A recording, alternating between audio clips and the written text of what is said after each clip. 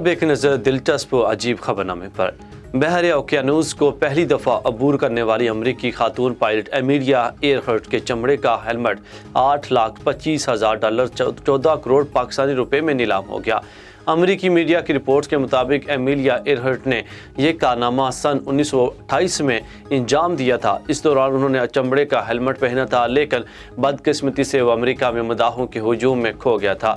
Emilia ने आखिरी बार 1928 में हेलमेट पहना था, ताहम उनकी वालदा को यह हेलमेट एक लड़के ने ला कर दिया था जो उन्हें पसंद करता था।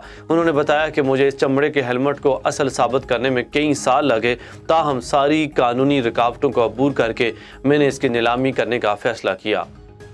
रूसी अफवाज की बमबारी के दौरान यूक्रेनी फौज ने अपने साथी एहलकार के साथ शादी कर ली। आलमी खबरसां इदारे के मुताबिक यूक्रेन की फौज के इलाकाई दफा की ब्रिगेड 112 की एहलकार लेसिया ने अपने साथी एहलकार वालेरी से महाज जंग के दौरान शादी कर ली, जिसमें मेहमान भी फौजी एहलकार थे। फौजी वर्दी में मलबूस दूल्हा और दुल्हन ने एक दूसरे को हार पहनाए और फूलों का गुलदस्ता पेश किया, जबकि दुल्हन को रवायती सफ़ेद दुपट्टा की बजाय फौजी हेलमेट पहनाया गया। शादी की रात फौजी कैंप में गुजारने वाले इस अनोखी जोड़ी का कहना है कि मुल्क की दफा गरदारी से भी बड़ी जिम्मेदारी है, अपने फर्ज से कभी गाफिल नहीं होंगे। साथ ही एहलकारों ने भी नौ बेहता फौजी जोड़े के जज्बों को सराहा।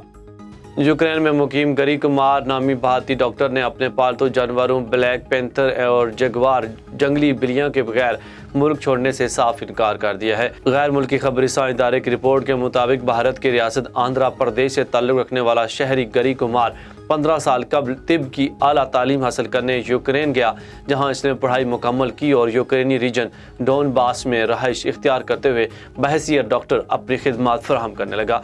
रिपोर्ट में बताया गया कि रूस के यूक्रेन पर चढ़ाई के बाद अवाम को जंगी सूरत हाल का सामना है और हर कोई अपनी जान बचाने के लिए अपने मुल्क से इनखला कर रहा है, लेकिन भारतीय डॉक्टर ने अपने जानवरों के बगैर भारत वापस जाने से साफ इनकार कर दिया है। गरी कुमार का कहना है कि मैं अपनी जान बचाने के लिए पैंथर और जगुआर को किसी सूरत छोड़ने के लिए तैयार नहीं हूँ, क्योंकि ये मेरे बच्चे हैं। मैं आखिरी सांस तक इनके साथ रहकर हिफाजत करूँगा।